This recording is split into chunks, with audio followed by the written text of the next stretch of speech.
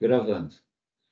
Muito obrigada, bom dia a todos. Hoje, dia 8 de março de 2024, iniciamos a sessão da 8ª Câmara Julgadora do Tribunal de Impostos e Taxas, que está sendo gravada. Inicialmente, eu agradeço a presença do Dr. Vinícius Valentim, que está aqui, que atendeu a substituição do Dr. Silag. Muito obrigada, doutor, seja bem-vindo. Muito obrigado. Eu gostaria aqui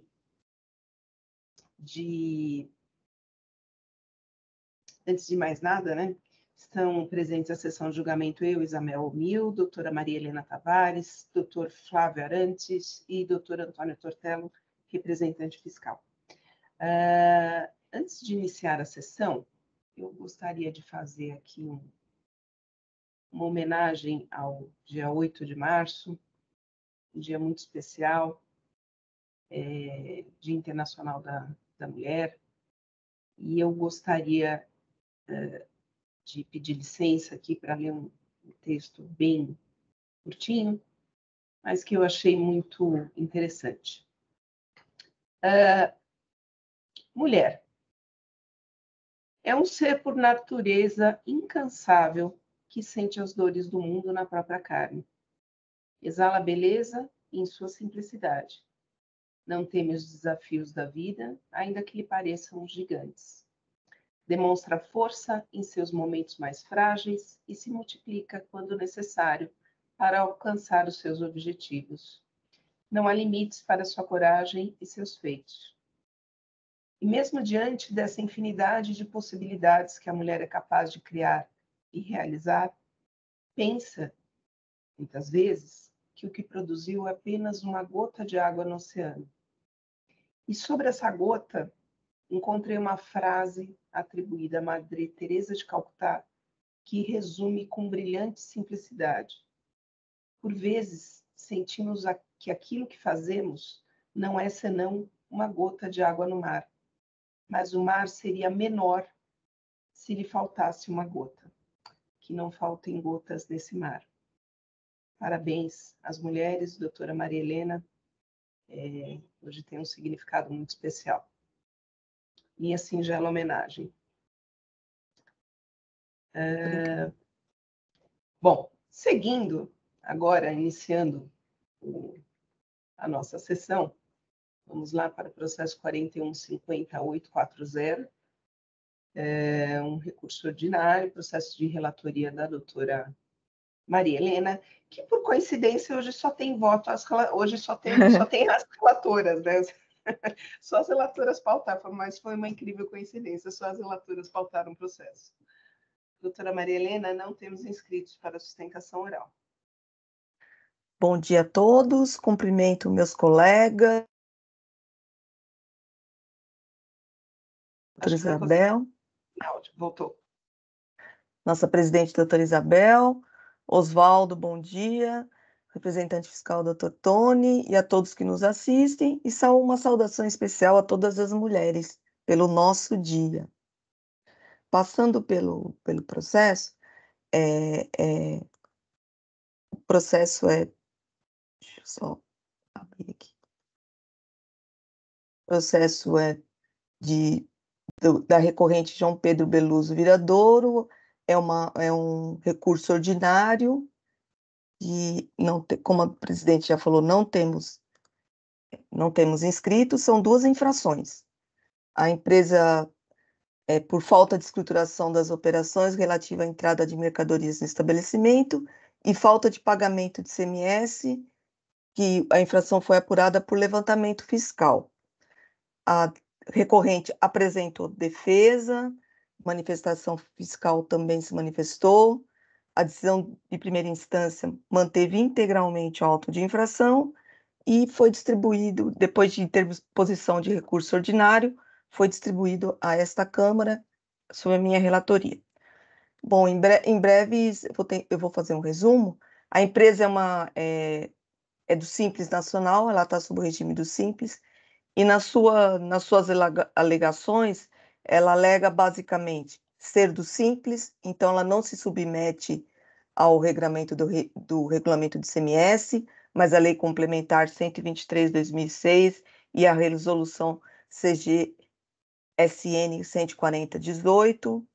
Ela, durante todo o seu recurso, ela fala que as acusações não poderiam, a defesa, né, dela deveria ser com base na legislação do Simples.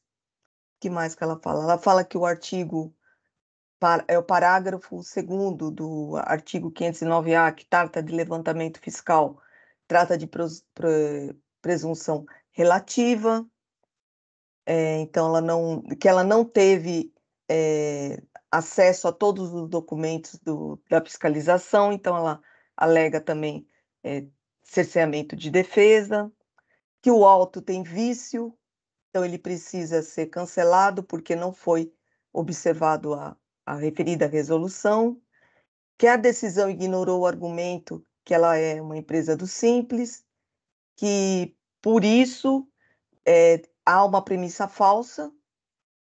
A multa também deve ser capitulada nos termos da resolução e não no regulamento de ICMS, que já há precedentes deste tribunal favoráveis aos contribuintes em casos semelhantes, que nesse caso há necessidade de renovação do levantamento fiscal, porque as diferenças de mercadoria em relação ao ICMS retido por substituição devem ser excluídas.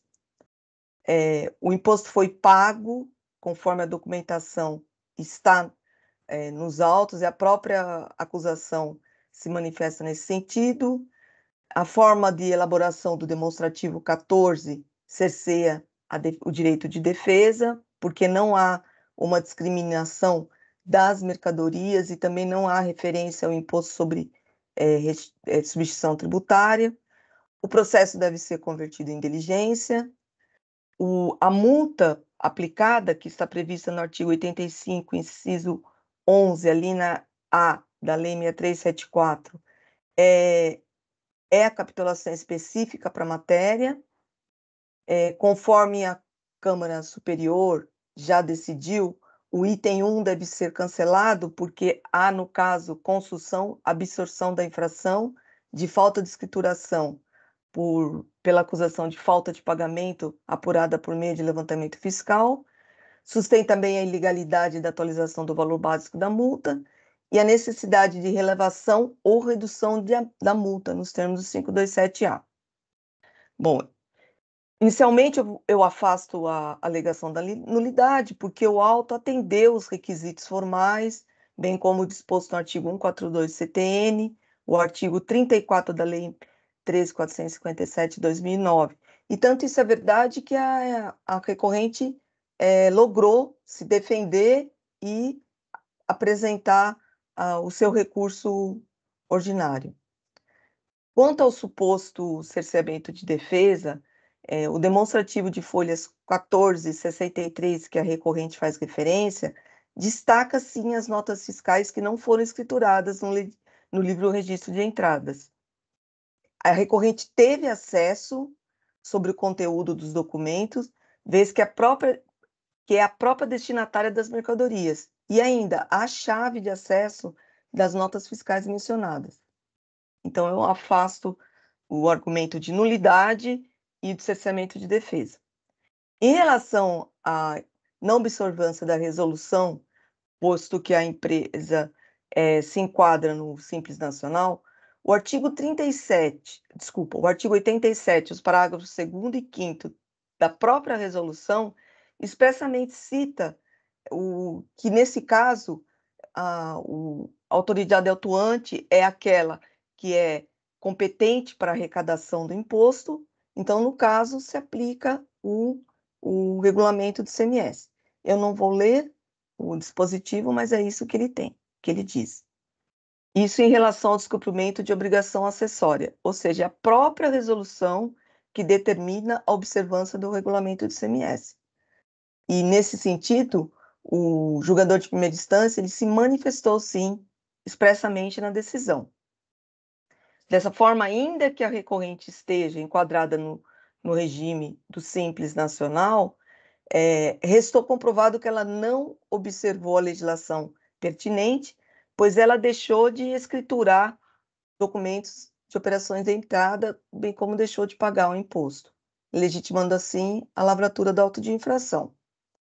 Também por esse ponto não há o que se falar em nulidade. Em relação ao mérito, o auto de infração assim dispõe: o contribuinte acima identificado, enquadrado no regime simplificado de apuração, o Simples Nacional, deixou de escriturar no período de janeiro de 2018 a junho de 2020 documentos fiscais, notas fiscais eletrônicas, relativos à entrada de mercadoria no estabelecimento, sendo que já se encontram escrituradas as operações do período. Bom, a própria recorrente, ela confessa e reconhece as folhas 471 que não enviou a totalidade das notas fiscais para escrituração. Então, dessa forma, aplica o artigo 87 já citado da resolução, e uma vez aplicada a legislação paulista, tanto a infração quanto a multa estão corretamente aplicados nos termos do auto de infração lavrado. Em relação ao item 2, a recorrente argumenta que há previsão apenas para aplicação, observância do regulamento do ICMS, no caso de se tratar de falta de cumprimento de obrigação acessória. Novamente, ela se equivoca, porque o artigo 5º, inciso 12, a linha F, ele fala expressamente que o recolhimento na forma prevista do artigo 4º não exclui a incidência dos seguintes impostos ou contribuições, na qualidade de contribuinte ou responsável, em relação aos quais será observada a legislação aplicável às demais pessoas jurídicas, no caso do ICMS devido, na operação ou prestação realizada sem emissão do documento fiscal correspondente. Bom, em face disso, foi realizado levantamento fiscal com base no artigo 509 do Regulamento do ICMS e restou comprovado que a recorrente omitiu operações, pois não houve a devida escrituração dos documentos. Então, assim, entende-se que existiram diferenças de movimentação de mercadorias e os documentos foram fornecidos pelo próprio contribuinte. E como bem destacado pela representação, a constatação de tais diferenças gera acusação de falta de pagamento do imposto, conforme dispõe o artigo 509 do regulamento. Ainda, a recorrente está certa quando afirma que o levantamento fiscal admite prova em contrário. Contudo, ela não logrou comprovar e rebater o levantamento que foi muito, muito bem realizado. Suas alegações tentam contestar a legitimidade sem atacar com o documento e com a prova fática mesmo, que é o que deve ser feito quando há levantamento. E assim poderia a recorrente ter contraditado o demonstrativo da fiscalização de forma objetiva, indicando o que estava errado, a incorreção, o erro, mas não o fez, tá?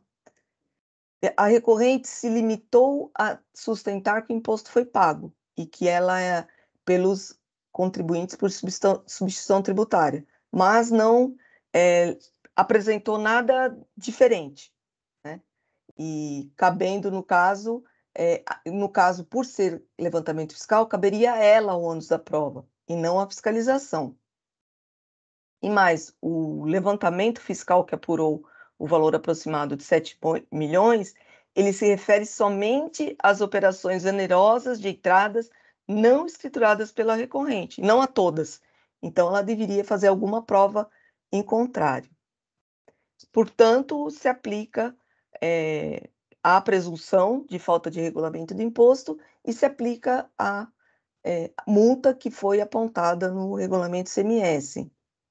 Ainda, ela, como dito, em relação ao item 2, ela alega-se que se refere a vendas de mercadorias sujeitas ao regime de substituição, onde o imposto devido é recolhido antecipadamente pelos fornecedores. E assim ela argumenta que sobre tais valores não deve ser recolhido, cobrado ICMS, mas apenas a multa. Bom, nesse ponto, o levantamento fiscal foi elaborado com base nos documentos fiscais de entradas, novamente repitas, não escriturados, e assim não se pode presumir que as vendas omitidas se referem às mesmas mercadorias recebidas e não escrituradas. Não tem como fazer a segregação. As compras das mercadorias e o respectivo pagamento acontece antes das vendas das mesmas mercadorias. Portanto, o dinheiro utilizado para o pagamento de tais compras é oriundo de outras fontes, ocorridas no momento anterior às compras. Ainda, devido à omissão de registro de entrada e de emissão de documentos de saídas, fica impossível a apuração exata de quais mercadorias foram comercializadas sem a emissão do documento fiscal. E exatamente por conta de todos esses fatores, a legislação permite a presunção, nos termos do parágrafo 3º do artigo 509 do Regulamento de ICMS. Em relação ao argumento da construção, eu entendo que não se verifica no caso dos autos, visto que a primeira acusação trata da falta de escrituração e a segunda, falta de pagamento do imposto, sobre as quais as penalidades são totalmente distintas.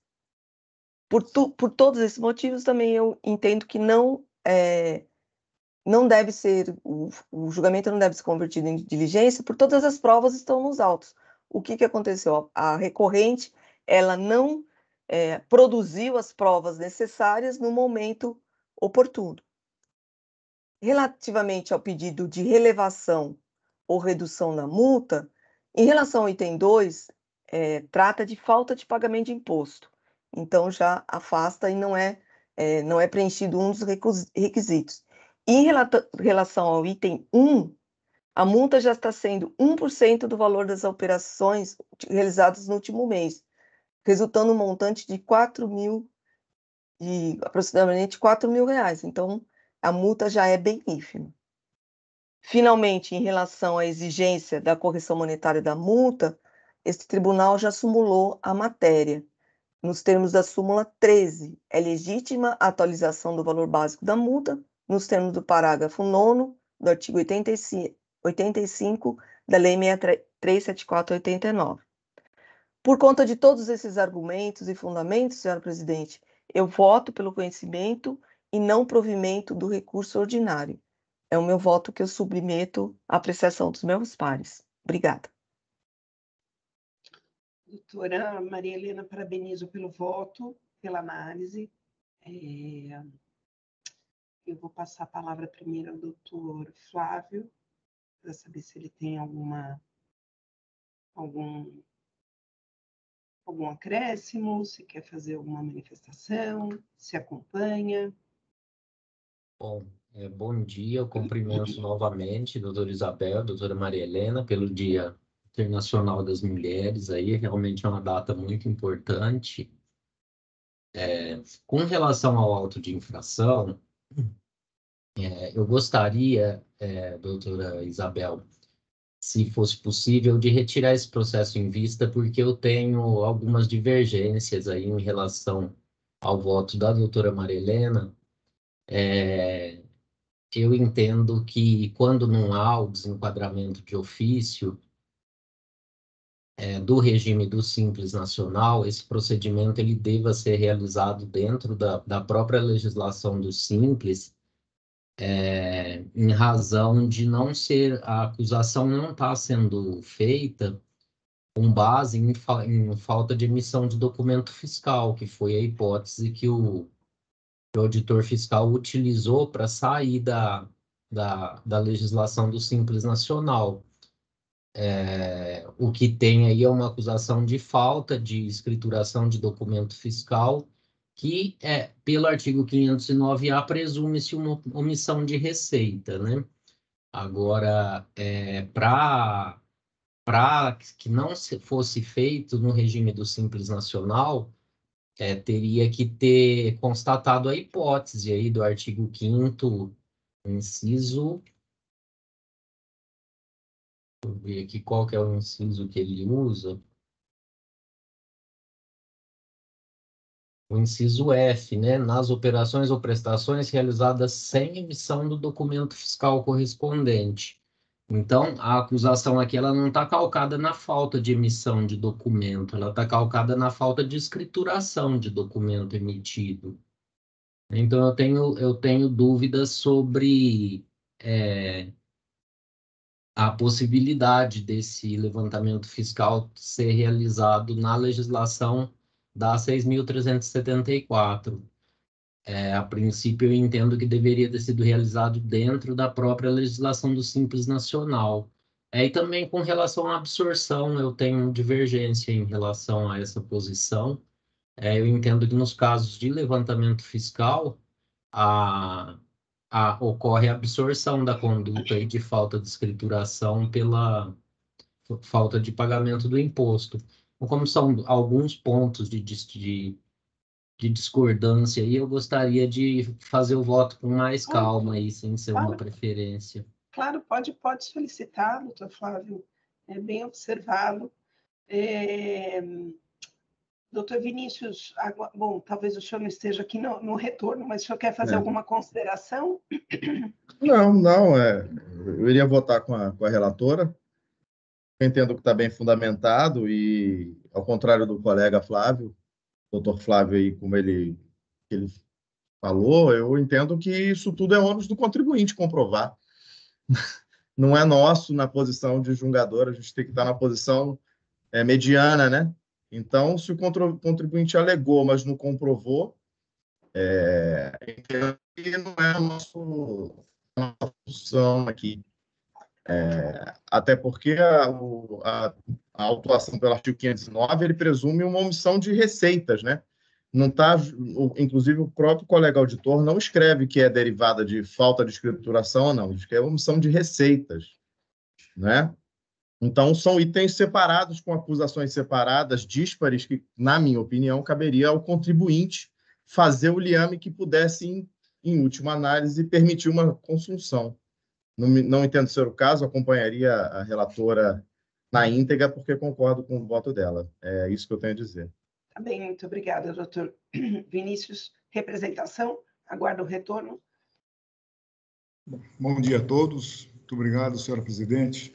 Queria primeiro parabenizar a relatora, a doutora Maria Helena, pelo voto produzido, e também a doutora Isabel, pelas palavras que com as palavras que nos brindou aqui no início da reunião, muito pertinentes acerca do Dia Internacional da Mulher. Sobre o processo propriamente, eu tenho a impressão que o doutor Vinícius fez o contraponto necessário à divergência apresentada aqui pelo doutor Flávio. Embora ambas as posições sejam absolutamente respeitáveis, eu tenho a impressão que a forma como foi conduzido o voto da relatora, ele toca melhor a questão e define de uma forma mais produtiva, inclusive de acordo com as próprias contrarrazões já apresentadas por esta representação fiscal. Então, era só isso que eu tinha a acrescentar, senhora presidente. Muito obrigado. Perfeito, muito obrigada, representação. Bom, doutor Flávio, concedido. Então, o processo 41.50.840 sai em vista com o doutor Flávio. Arquivamento. Aqui. Ok. Bom, vamos para o próximo, seguindo a ordem da pauta, 41.50.975, Brasil Comércio, processo de minha relatoria. É um recurso ordinário, e não temos inscritos para a sustentação oral. Eu vou fazer de modo bem resumido, porque o contribuinte certamente terá acesso à íntegra do voto quando for publicado. Então, aqui é falta de pagamento de CMS-ST, entradas interestaduais referente a mercadorias sujeitas à substituição tributária sem recolhimento por GARI, previsto no artigo 426. Deixa eu só ver se eu estou no correto. Brasil, né? Espera só um pouquinho aqui, deixa eu ver se eu não abri o... Isso.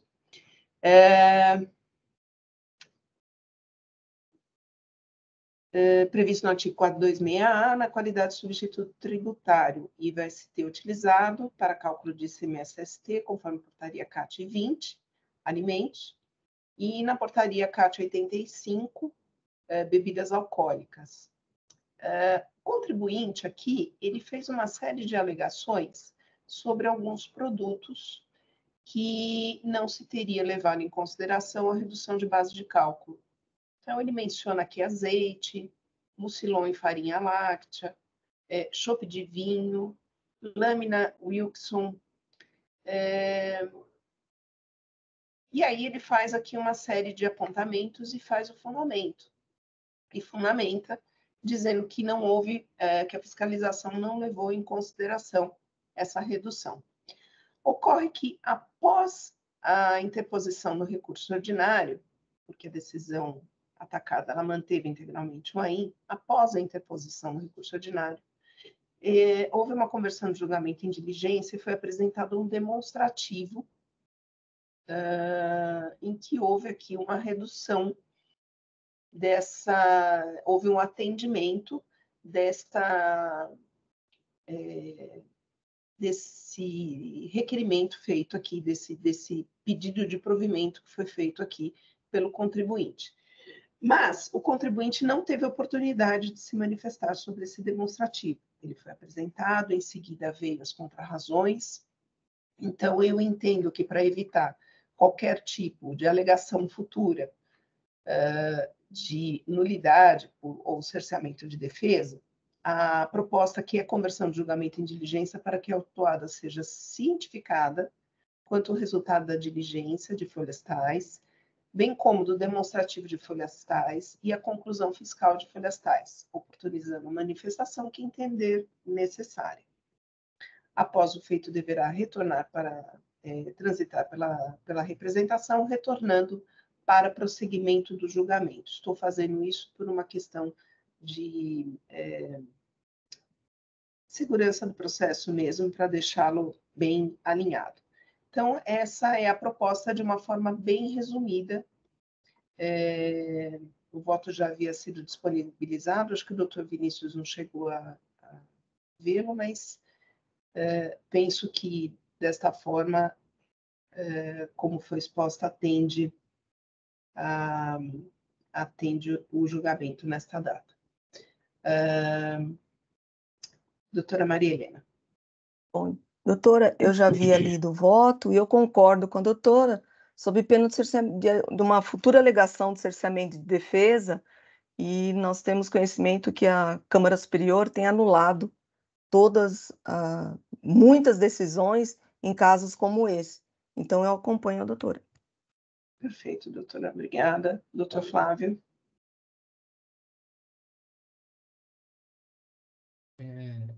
O próprio auditor fiscal, né, na cota dele de encaminhamento de diligência, ele propõe a abertura de prazo de 30 dias para o contribuinte se manifestar, mas acho que como foi uma diligência como se fosse uma diligência interna solicitada pela representação fiscal, eu acho que o fluxo aí do robô do processo aí não permitiu essa abertura de prazo, né? Em razão da diligência ter sido solicitada pela representação fiscal.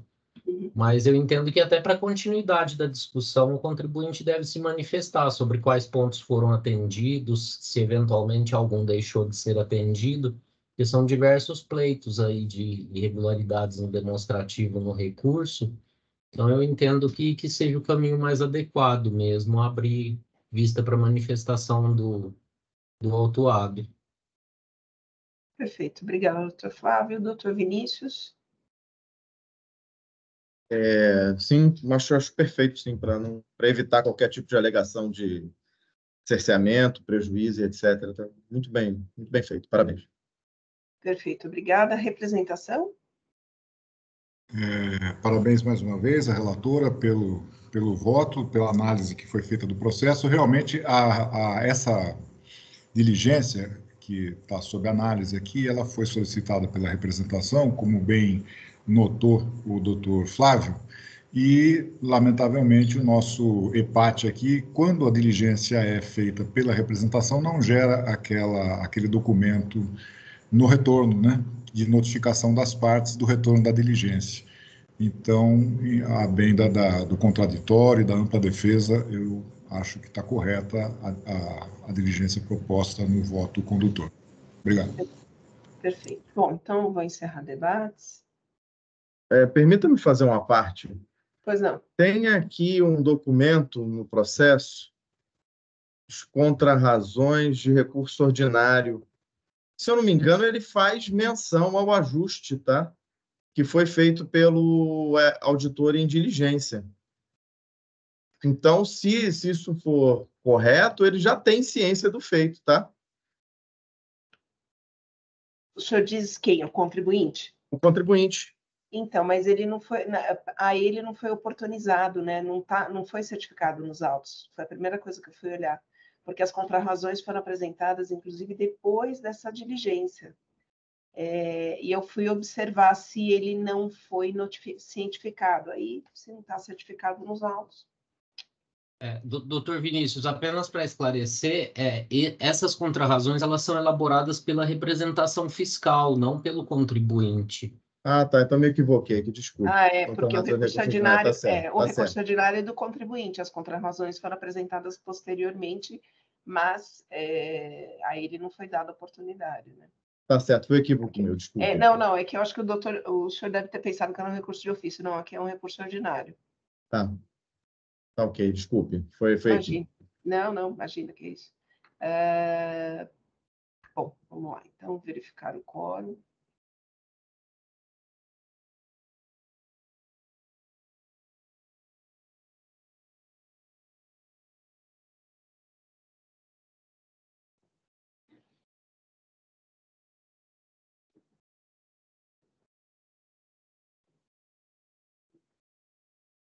Em votação.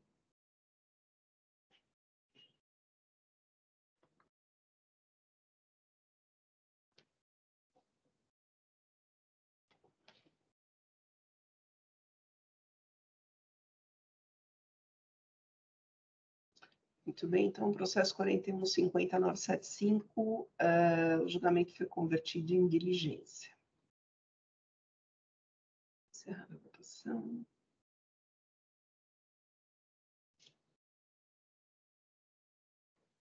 Encerrar o julgamento. Então, vamos para o último da pauta, é o 41.51.004, Tubos Ipiranga, processo de minha relatoria. O voto já está disponível. Deixa eu ver aqui. Bom, também não temos inscritos para sustentação oral. Então, nesse processo aqui é crédito indevido do imposto, material para uso e consumo. O item 1, falta de escrituração de documentos fiscais de entrada de mercadorias e falta de pagamento de ICMS, erro na aplicação da alíquota, item 3. Opa, faltou o item 2 aqui. Pagamento certificado relativamente ao item 4. Então, aqui estamos analisando apenas os itens 1, 2 e 3. Deixa eu ver aqui. Bom, a autora ela faz aqui algumas alegações de nulidade, eu afasto todas, entendo que os requisitos do artigo 142 foram preenchidos. Quanto ao item 1, a autuada é acusada do acreditamento indevido do imposto, arguindo que se trata de insumos e não materiais de uso e consumo, fazendo jus ao crédito conforme decisão normativa CAT 01 de 2001. Afirma que a fiscalização ela não fez a efetiva verificação dos materiais, objeto do AIM, aduz que os materiais como serra-fita é utilizado por pouco mais de uma semana e não terá mais capacidade de manter sua funcionalidade, que é serrar no tempo certo, sem deixar imperfeições sendo consumida no processo produtivo. E que, desta forma, ela deveria ser classificada como insumo de produção, possibilitando o creditamento. A recorrente também cita luvas, que são utilizadas como equipamento de proteção individual, esse uso é obrigatório, porque é imprescindível para a segurança do processo produtivo. O bedame, outro exemplo utilizado, serve para dar acabamento aos tubos e conexões, sendo consumida em tempo médio de alguns meses. Menciona a serra circular, que é uma ferramenta de corte utilizado em média uma semana. A recorrente também menciona que macho é uma ferramenta utilizada para fazer a rosca nos tubos, utilizada várias vezes, tendo um tempo médio de utilização. Utilizada várias vezes. Vou tirar assim. Tendo em um tempo médio de utilização de alguns meses inferior. É que está repetido aqui, desculpe. Utilização de pouco tempo inferior a um mês. De acordo com a autuada, os poucos exemplos mencionados são materiais essenciais e se consomem durante o processo produtivo. O fisco rebate, escreve que materiais como os mencionados, serra-fita, bedame, pastilhas, que não se consomem e não se integram ao produto final do processo produtivo. Noto que a autuada não apresentou laudo técnico que pudesse eventualmente corroborar com a tese defensiva. A própria decisão recorrida destaca que a autuada requereu pela juntada de posterior trabalho técnico, que não encontrei nos autos até o momento da distribuição do recurso ordinário. Eu trago aqui, transcrevo aqui alguns trechos, que eu vou pedir Vênia para não repeti-los, para não cansá-los. E lá no item 16 do voto, a partir das folhas 17 e 85, a autuada juntou catálogos de ferramentas, e lá nesse catálogo está estampado 2023, que, a meu ver, desacompanhados de um trabalho técnico acerca do processo produtivo da recorrente, não traz o devido embasamento de suas alegações.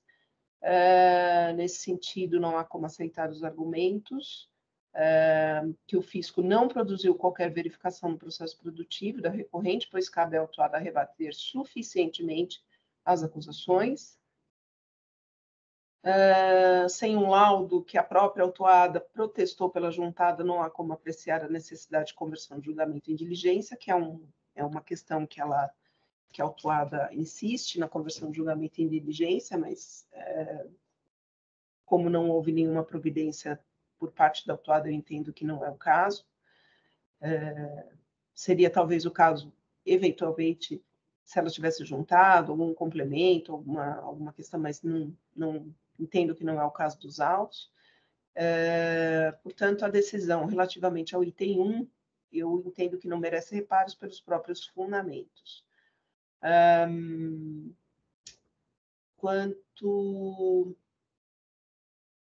Faço aqui, texto aqui uma série de... menciona aqui todos esses itens, falo sobre a decisão normativa CAT 01, e, portanto, eu afasto, mantenho o item 1. Quanto aos itens 2 e 3, a autuada foi acusada de escriturar os documentos fiscais relativos às entradas de mercadorias isentas ou tributadas, operações do período que já se encontravam registradas. Foi admitido pelo autuado o cometimento das infrações, justificando que se trata de um número irrisório de documentos não escriturados, equívoco ocorrido sem dolo, fraude e simulação, razão pela qual a multa correspondente deveria ser relevada, nos termos do artigo 527-A. A defesa também pede o benefício do artigo 112 do CTE. Entendo que não é possível aplicação, não é possível redução ou relevação, as penalidades estão amparadas em norma válida, vigente e eficaz, a autuada não apresentou justificativa para redução ou relevação. Há aqui acusação de falta de pagamento de imposto, então não é possível, a meu ver, a redução das penalidades. Quanto ao mais, eu faço aqui, menciono que não é possível, que eu faço a aplicação no 527-A, também falo sobre os juros, a súmula 13, a taxa Selic, a representação aqui me chamou a atenção que o pedido comporta provimento, e que deve ser aplicada a taxa Selic por conta aqui do período das operações. Então, de uma forma também bem resumida, eu conheço do recurso ordinário e dou-lhe parcial provimento apenas para aplicação da taxa Selic, como voto. Enquanto eu faço aqui uma correção, eu passo a palavra para a doutora Maria Helena. Doutora, eu acompanho seu voto porque realmente não tem prova nenhuma por parte do contribuinte. O pedido de diligência também não se justifica, nem de relevação, porque não preenche, né, os requisitos do 527A, então eu acompanho o seu voto. Obrigada, doutora. Doutor Flávio? Também cumprimento aí a doutora Isabel pelo voto. Esse caso aí de materiais de uso e consumo, eu entendo que o Tribunal de Impostos e Taxas está buscando agora um maior alinhamento com a jurisprudência dos tribunais, dos tribunais de direito, né? Já aconteceu no caso da súmula 10 do TIT, né, onde nós revisamos a Selic. Ontem, na Câmara Superior, me parece que teve uma sinalização em relação à súmula 7 ou 8 sobre a decadência do crédito indevido. Também foi tirado para melhor análise uma questão de processos de ICMS comunicação sobre valores adicionados, onde parece também que o tribunal tá com uma posição discordante do entendimento do Poder Judiciário, e nesse caso de materiais de uso e consumo, eu também entendo que a posição do Tribunal de Impostos e Taxas está bem discordante da posição do Poder Judiciário. Só que, conforme disse a doutora Maria Helena, aí, eu acho que esse caso é um caso infeliz para se fazer uma análise mais detalhada sobre a matéria, porque realmente tá bem fraco do ponto de vista probatório. Então, embora eu tenda nessa matéria a me alinhar um pouco mais com a jurisprudência do Poder Judiciário também, nesse caso específico aí, em razão do conjunto probatório, eu vou acompanhar a doutora Isabel. Eu reitero as observações em relação ao item 33 e 31 do voto, doutora Isabel. Me parece que há essa questão da relevação das multas do artigo 527-A tem sido motivo ali de discussões exacerbadas na Câmara Superior, está sempre em pauta esse assunto, e está colocado ali que não aplica o 527-A em razão de haver exigência de imposto. E essa análise, geralmente ali, ela está sendo conduzida item por item. Então, eu não sei se seria o caso de manter essa redação, até para evitar um eventual recurso especial calcado em nulidade, alegando que existem itens que não têm exigência de imposto. Em relação ao item 33, ele está um pouco discordante em relação à matéria da súmula 10 revisada. Então, eu faço esses dois apontamentos aí no texto do voto, e do resto parabenizo aí e vou acompanhar. Obrigada, doutor Flávio. Deixa eu só fazer aqui Posso fazer algum acréscimo, né? Mas aqui...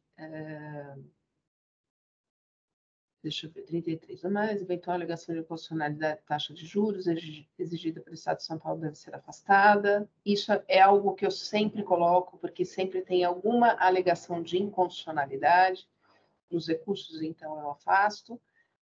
O AIM foi lavrado de acordo com as normas vigentes, válidas e eficazes, não cabendo a este órgão de julgamento afastar a aplicabilidade sob pena da afronta do artigo 28, então aqui eu estou tratando no 33, né? Eu estou tratando aqui de eventual alegação de inconstitucionalidade, não há impedimento contra a incidência de juros de mora, uma vez que os juros têm como função a remuneração, do artigo 85. Ah, ok, tá bom. Deixa eu tirar esse final aqui. Eu vou fazer o seguinte, tá? Súmula, vou fazer o seguinte, 33, eu vou fazer o seguinte, doutor, para adequar melhor aqui, contra a incidência de juros de mora, sobre a multa. A súmula 13, portanto, a súmula, vou fazer aqui, ó. A súmula 13.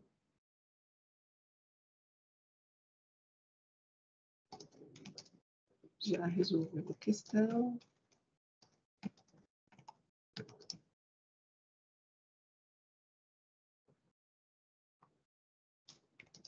Havendo esse órgão de julgamento do seu cumprimento.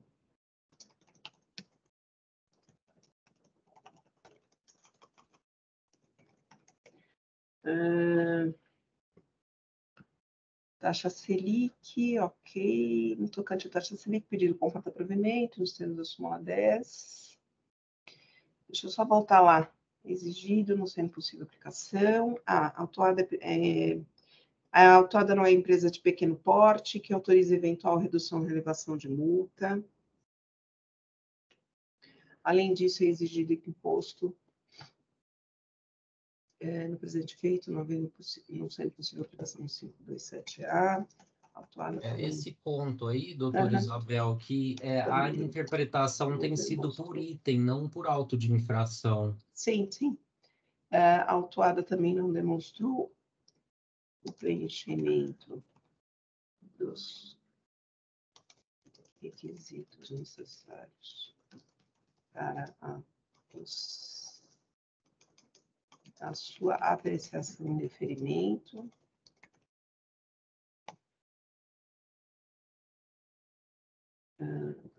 Tá. Ainda que analisado de forma individualizada as acusações,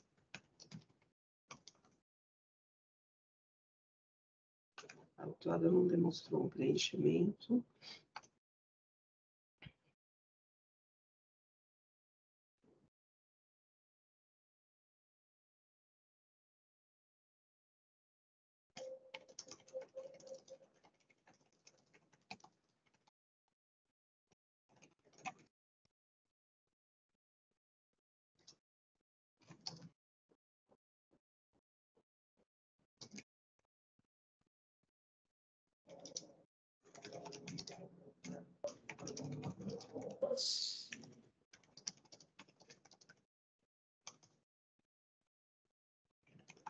que não se exige imposto que não é aplicável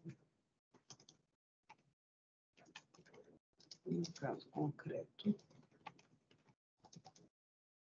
artigo 57A.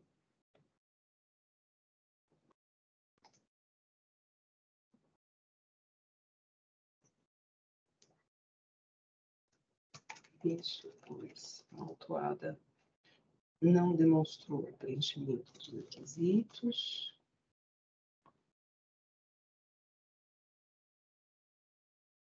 Nós vamos fazer para a sua apreciação e deferimento. Não vamos ao outra forma.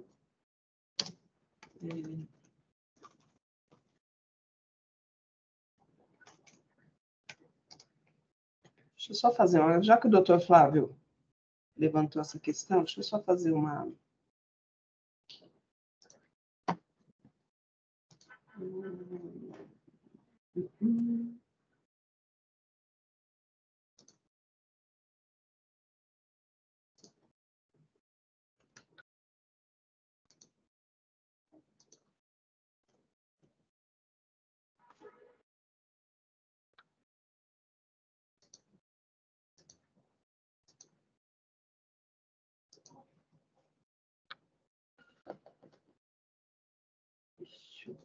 aqui.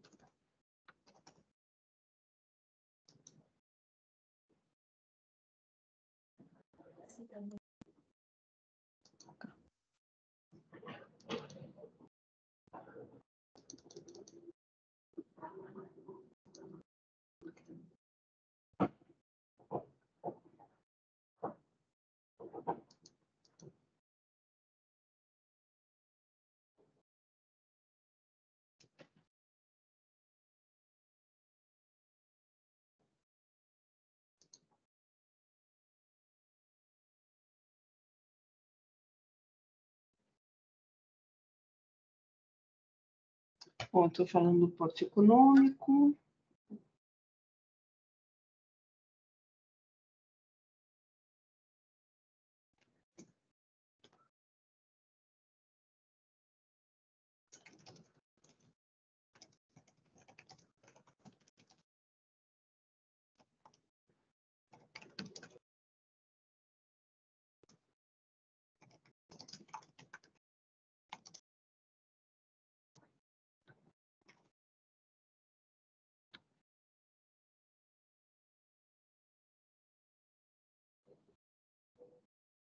Bom, acho que é o suficiente. Estou falando aqui que, ainda que analisado de forma individualizada, não é possível a aplicação do 527A, que a autuada também não procedeu qualquer demonstração. Não é possível chegar à conclusão distinta do que está nos autos com relação ao porte econômico. Também não há aqui nenhuma questão acerca dos antecedentes. Então, deixa eu só colar aqui de novo. Eu faço essa observação mais para evitar o conhecimento de um recurso Fez bem. especial aí com base nesse argumento, porque essa questão do artigo 527A tem sido bastante recorrente ali na Câmara Superior. Tem Mesmo razão, tem razão. Eu já vi processo voltando só para analisar esse pedido, né? Tem razão, sim. Mas eu acho que agora sim fica mais. Eu tive que. Alterei aí o 30 e. Deixa eu ver. O 30 em diante.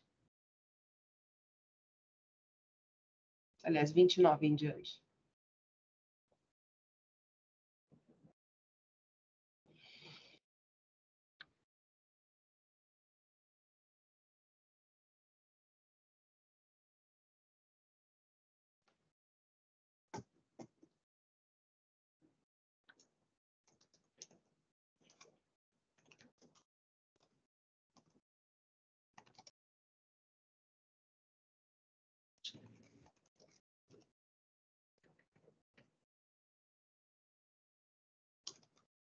Sim? Tudo bem. Eu só vou mudar aqui o 35, que eu vi que tem uma coisa que eu preciso acrescentar aqui. É ficando vinculado. 35, cadê você?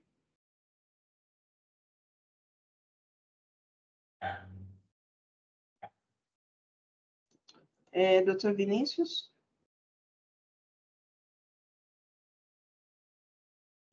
Mais uma vez, parabenizar, o voto está muito bem escrito, sucinto, parabéns.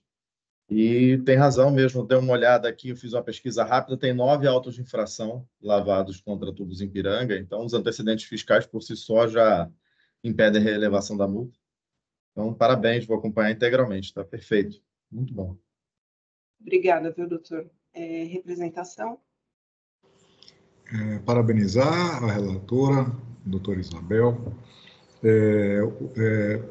Eu acho correta a observação que o doutor Flávio fez para evitar qualquer interpretação diferente e que isso possa ocasionar mais idas e vindas desnecessárias no processo. Finalmente, quanto ao pedido da aplicação da súmula 10, feito nas contrarrazões ao recurso ordinário, é pertinente porque existem fatos geradores anteriores a novembro de 2017, embora o auto de infração tenha sido lavrado só em 2022. Então, não tem nenhum outro reparo a fazer, apenas parabenizar a relatora pelo voto e com a correção, com o melhoramento, não é correção, é com o melhoramento feito no decorrer dos debates. Obrigado. Bom, muito obrigada. Então, eu vou registrar o voto. Parcialmente provido, conhecido, parcialmente provido. Agora é a hora da verdade, né? A hora de registrar. Vamos lá.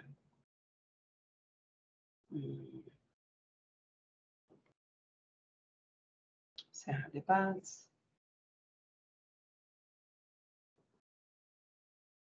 Verificando o quórum.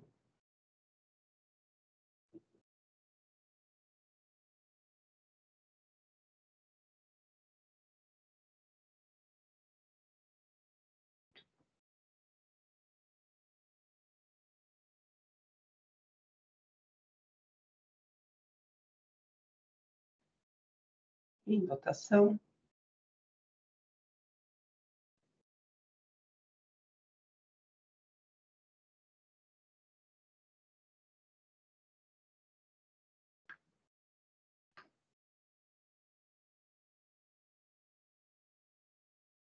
Muito bem, então o processo 41.51.004, o recurso ordinário foi conhecido e parcialmente provido. Esse é o resultado. Deixa eu ver se é o julgamento.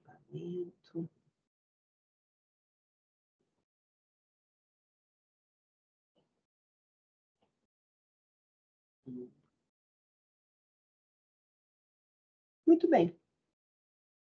Todos julgados? Bom, então, senhores, não havendo outras considerações, eu agradeço o trabalho, empenho, dedicação de todos e dou por encerrar. Agradeço o doutor Vinícius, que esteve mais uma vez, que esteve aí, atendeu a solicitação de substituição. E então eu dou por encerrada a sessão de julgamento do dia 6 de março de 2024 da 8ª Câmara Julgadora do Tribunal de Impostos e Taxas. Muito obrigada. E, Oswaldo, por favor, pode encerrar?